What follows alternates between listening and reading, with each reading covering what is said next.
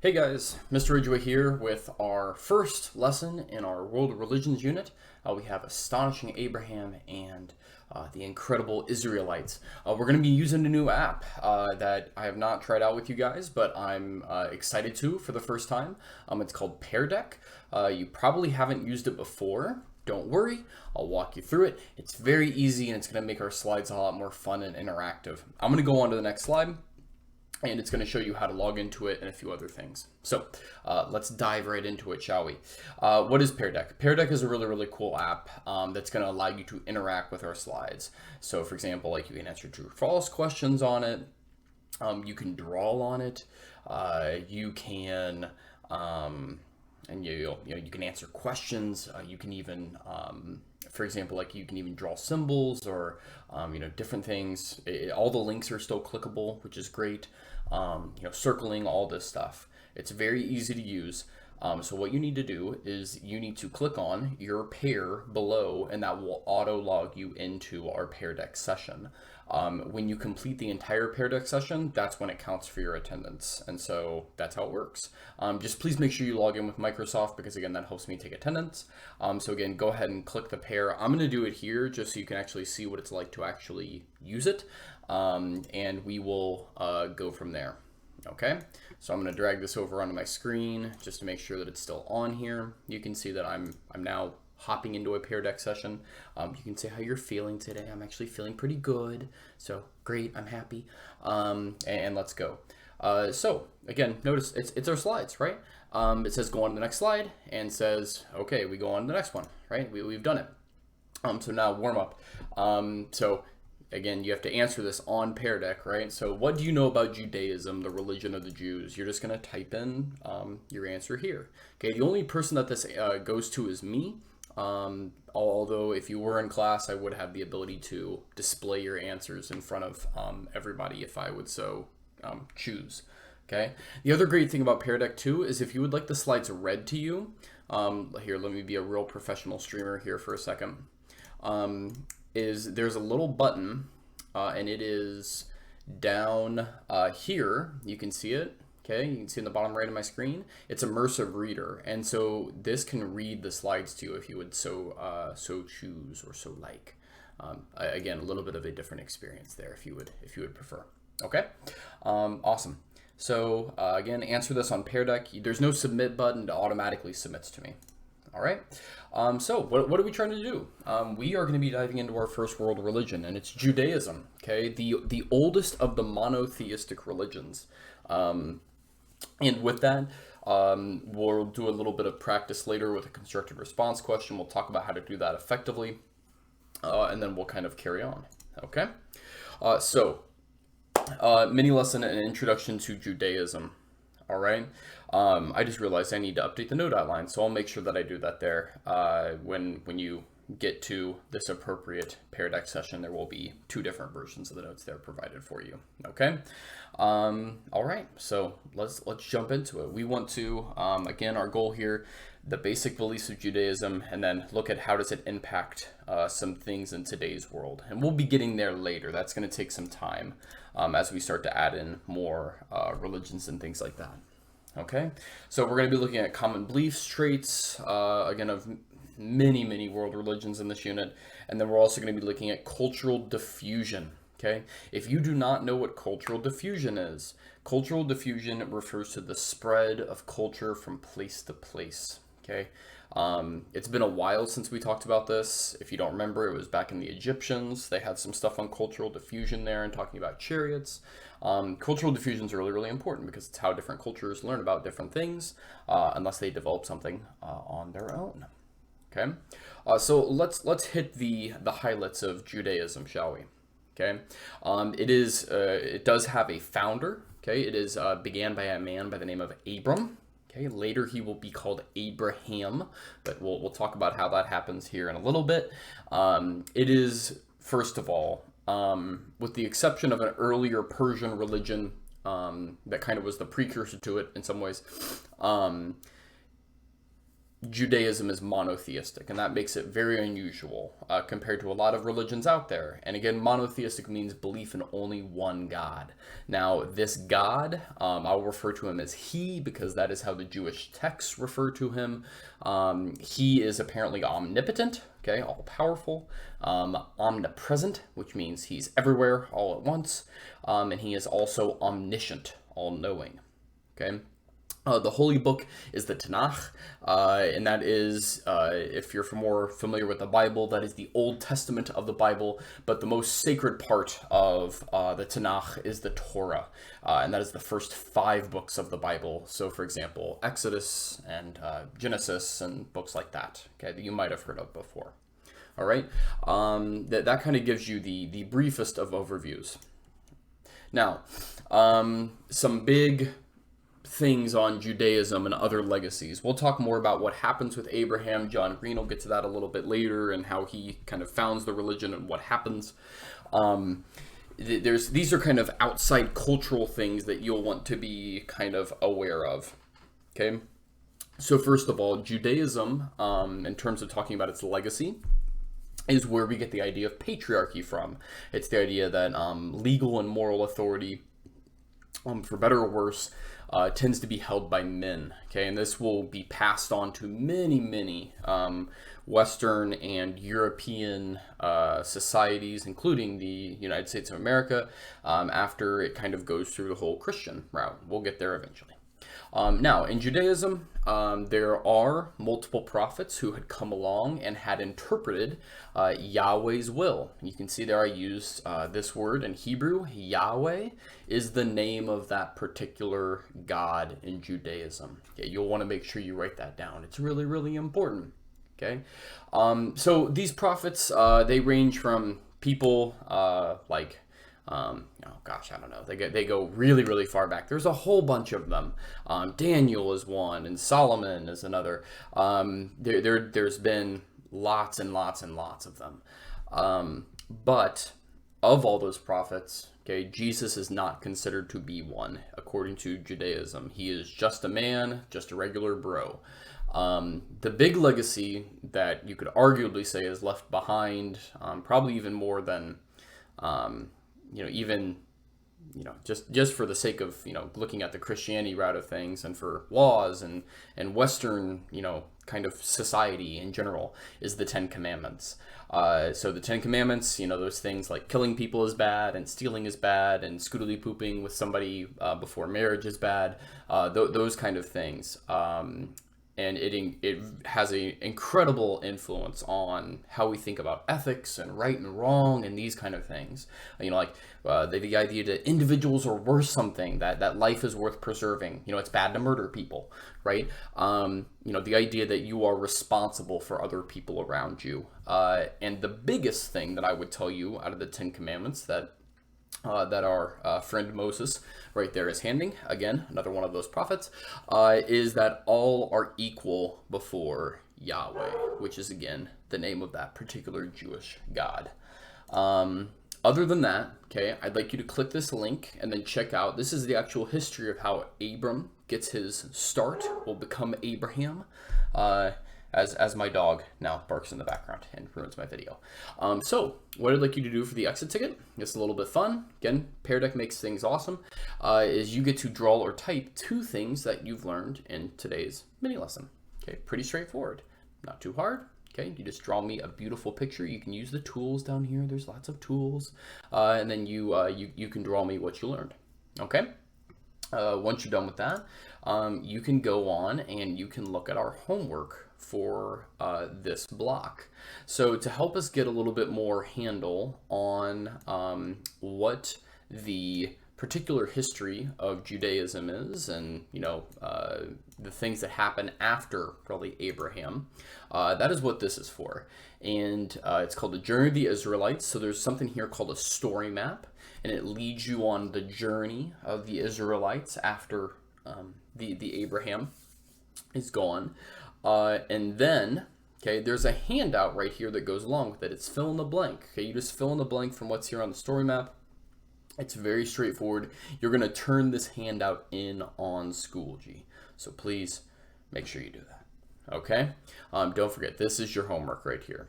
The last thing that I want to show you, and this is not homework, but you do need to do it because you're going to start to do some more writing in this course. It's going to be inevitable as we do our first project here, is something called RAD.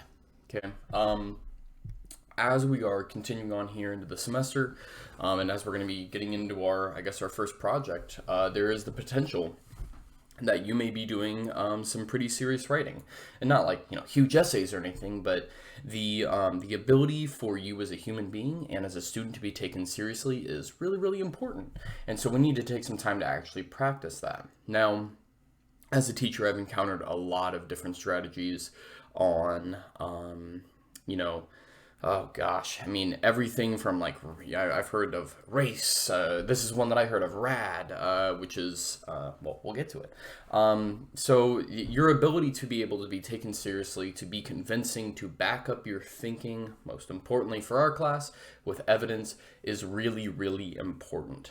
Okay, so we're going to introduce this strategy called RAD to you. I want you to go ahead and, you've already clicked this video, if you have, clicked the yellow button, and you need to go right here and click on the red button. We're going to go ahead and do these RAD notes here together, okay? Oh, will this button work? I don't know. Oh, maybe I didn't hyperlink it. I'll need to go back and double check that. But anyways, click the red button, okay? And the RAD notes should come up. I'm going to go ahead and pull them up on my computer right now. Let's see how fast I can do it. It's been a while since I've looked at these things. Okay, so go to OneDrive, and I'm just gonna pretend like I'm doing this with you guys in class. Okay, that is my goal. Okay, all right. So here's what you're going to do first. Okay. Up here at the top, and again, I have not linked this yet, but it will be here.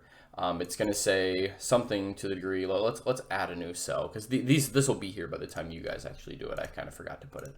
So first, click this link and look at 3 sample responses.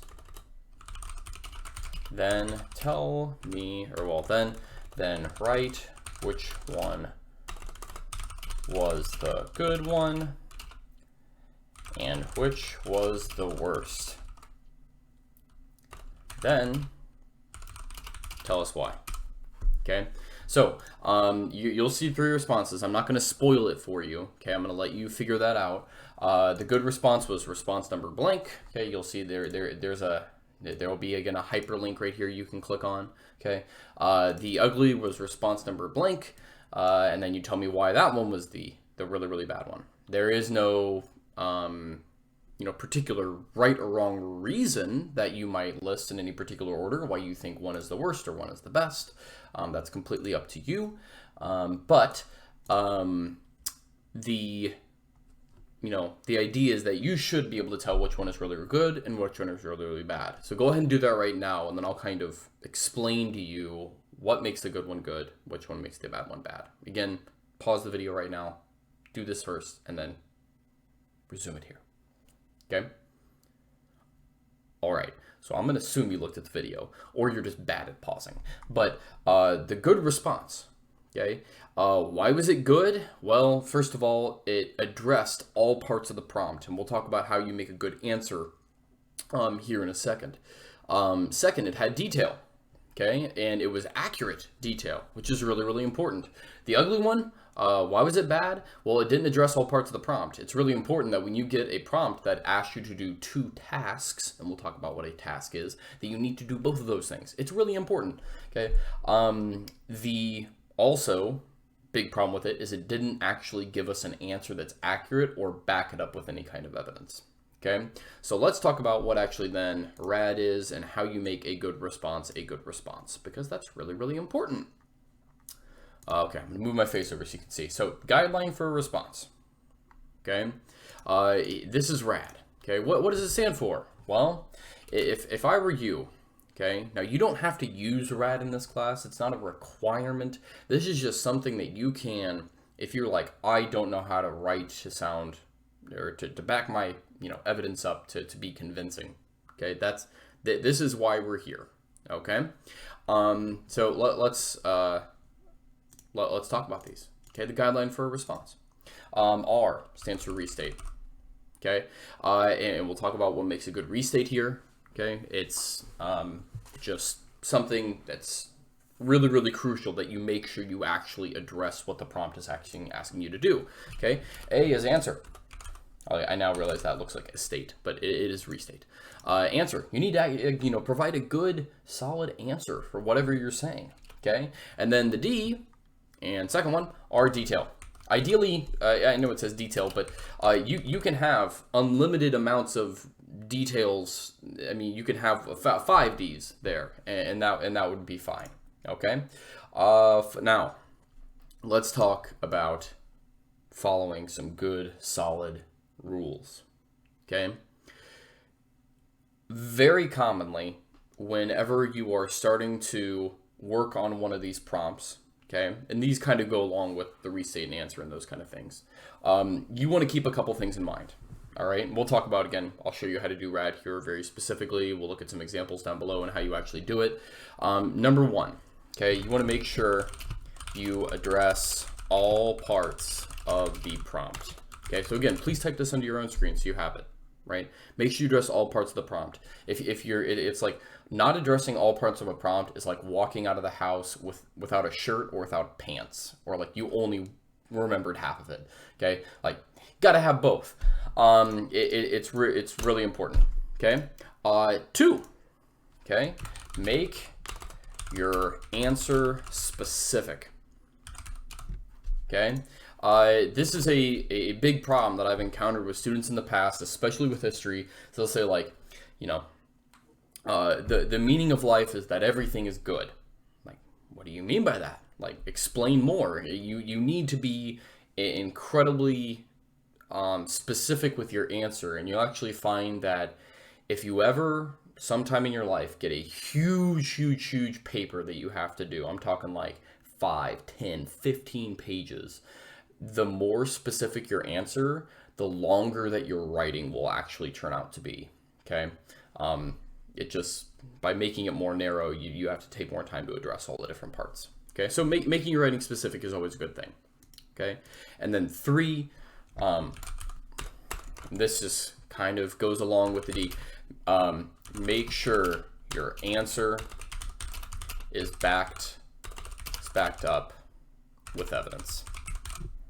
Okay, those are kind of the keys to the kingdom, if we will. Okay, the big 3. All right. Now, how do you actually do these things? Now, I'm going to kind of skip ahead a little bit here because this will help. Okay, in terms of this far right hand box. If I get a prompt, okay, somebody's asking me a question. Let's look at this one, shall we? The one down here on the left. How did the Mayans, Aztec, and Inca manipulate their geographical settings in order to create civilizations? It's kind of a complicated question.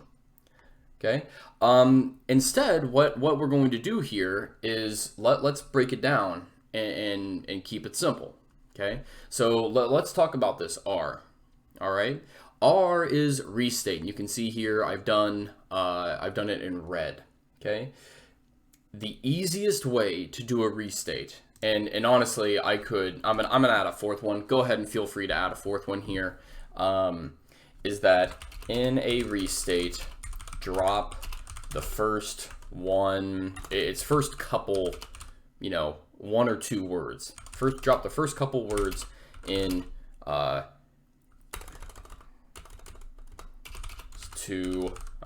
drop the first couple words to flip it. So what do I mean by this? Well, if you have struggled in the past with an ability to address the prompt how you are supposed to, the best way to do this is to look at this, okay? And here's my prompt right here, and I'm just gonna drop how did. That's it. I'm just gonna drop it. Gone. And now I just rewrite it exactly how it's worded. Okay, it's not plagiarism. You're copying the question. The Mayans, Aztec, and Inca manipulated their geographical settings in order to create civilizations. That's it. and I kind of leave you on a cliffhanger there. But that's the restate right there. That was this thing right here. We flipped it. We turned it on itself. Okay, because now we're actually ready to do an answer. Okay, but first let's talk about this by word here. Okay, why is my next word by? Well, it's asking me, how did the Mayans, the Aztec, and the Inca manipulate their geography? They did it by. Now, why wouldn't I answer that with they did it because, or they did it in order to? Well, it has to do with this how word. And when somebody's asking you how something happened, like, how did you get to school? You say, by taking the bus. So whenever you see how as a prompt, you're going to use by in your answer. Because it's asking about a process, right? It's asking about the steps, or the method, or things like that, right? And then, well, what about if I get a why question, Mr. Ridgway? As I fail to say my own name. Well, let's think about that. So let's put why in there instead of how and see what happens. Why did the Mayans, Aztec, and Inca manipulate their geography in order to create civilizations? Why'd they do it? Well, you'd say the Mayans, Aztec, and Inca manipulated their geography in order to create civilizations because... so now we're justifying, okay? And that's what why does. So whenever you see why, the easy, straightforward word to plug in there as why they did it after your restate is because, okay? Or you could say in order to, or, there's lots of synonyms, right? So there you go. Now that right there takes care of the guide, if you will. Okay, that is like my easy to use thing on Rad. Now let's see actually what my answer was, because we haven't even gotten to the answer yet, right? We've talked about the Maya, the Inca, and the Aztec. What did they all do? And here's my very specific answer. Notice it's really specific. Terraformed the landscape in order to make farming work in their particular areas. Right? Now, if I'm sitting there, you've given me this awesome answer, I'm going to be like, prove it. Right? Give me the evidence that actually backs up that your answer is true. And that's where the details come in. Okay? When I say details, I mean evidence, I mean justification, reasoning, you get the idea, right? The proof is in the pudding, as they would say. I don't know who they are, but they like pudding. There you go. Okay. The Maya, because they lived in the rainforests of Central America, decided to slash and burn to create arable land. The Inca, on the other hand, had to terrace farm to make the Andes Mountains farmable. The Aztec created chinampas to farm on Lake Texcoco. Now, why did I mention all three? Because the prompt asks for it. Okay, so yes, I know there's only two D's in Rad. No. Like, it's asking for us to do all three. So understand this, and this is why it's really, really important that if we look back up here, make sure you address all parts of the prompt, right? And this is asking for a compare contrast. So if I actually think about this here, okay, did I compare in this answer? I would actually argue no, I didn't. I only contrasted. So this might be a situation where, okay, they all terraformed, or maybe I say that is my comparison. They all terraformed, but here's what they did differently. I don't know. It kind of depends on how I phrase it, right? So think about this. Like if I get a question, okay, like this one, okay, and this is the one that's next. How did human beings likely migrate to the Americas? It's only asking me to accomplish one task here, right? Tell me how that happened. But let's say, for example, how did human beings likely migrate to the Americas, and why is the land bridge thesis incorrect? All of a sudden now, I have got not one task, but two tasks. And what does that mean? I gotta have two rad statements. to address both these things. This is a big issue that I've seen with students. And actually, I might go and I'm going to add a number 5 up here just because I feel like it. For each task of a prompt, it needs its own rad statement. I'm going to add a number 5. Okay. And again, I'm modifying this because as I realize more, like, if I were in class, we'd talk about this, but I can't do that right now. So here we go. Okay. And why is this? Well, because if you try to mash 2 tasks into the same paragraph, it's extremely disorganized and it's super hard to read, because what your reader is going to experience is they're going to get what I call literary whiplash, where they're going to be like, oh wait, we're here now, whoa, wait, we're on this tab, and it's too hard to keep up with. Okay, so there you go. All right, I'd like you to try this one. I'm gonna put back my number 5 here because I like my number 5. Can I have that again, please? Okay, can we go back? Oh, well, anyways, number 5 was there. How do I? Oh no, it needs its own rad state. Okay, rad statement. Okay, so anyways, there's number 5. What I'd like you to do is go back now and do this one. Okay, how did human beings likely migrate to the Americas? I'd like you to do that one on your own. Okay, and take them like 5 minutes. Do it by yourself. Pause this video, and then I'm going to show you what my answer would be for it. Okay, this very last one. And I'll get to this, I'll tell you to stop here. It says, why was the Neolithic evolution an important moment in human development? That one you're going to do completely by yourself. Okay, you're not going to get any answer from me. But go ahead right now, do this one, okay, on your own, and then I'd like you to check your answer with me, and I'm going to do it with you here live. Okay, well, live, quote unquote. All right, so go ahead and pause it now, get it done, and then we'll go on. All right. So, how did human beings likely migrate to the Americas? Again, I should have dropped my first couple of words, right? So here's my answer.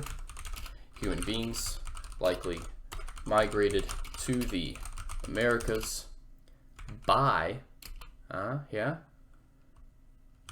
something that historians call the Moana thesis. Okay, so there's my answer. My restate and my answer are now done. What do I need now? I need details, right?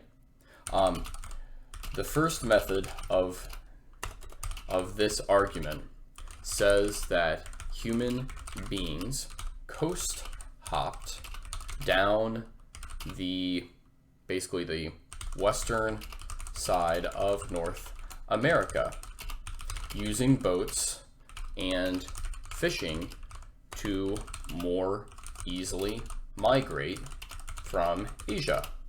Okay, notice, detail, boom, done. And if I really wanted to get fancy, I could say, this makes much more sense than the land bridge thesis, because human beings weren't walking across, an ice age, right? But again, let's keep it simple for right now. Now, there's one other part of the Moana thesis, though, right? The other method likely utilized was ocean crossing with large canoes, such as those seen in the Disney movie Moana. And I could go and mention evidence that we actually think, I could, talk about chicken DNA and hey, and, some other fun things that we know that actually this really did happen. Okay, but there you go. Your answer should have come out something like that, right? We should have seen a restate. Your answer should have been very similar. Now, again, your evidence should have probably mentioned both of those parts of the Moana thesis, ideally. Okay. Now, at this point, I'd like you to do this last prompt on your own. Okay, so let's see what you got. You can do it. And I look forward to working with you more in RAD in the future. Again, I don't need you to turn these into me. That's not required. But eventually, okay, we will be coming back to this in class where I'll have you turn like some RAD work into me. So don't forget it. Like, pocket this document and save it. It's really, really important. And other than that, don't forget with this lesson to turn in your Journey of the Israelites handout, that little fill in the blanky thing. And I look forward to seeing you guys in the next video. Bye-bye.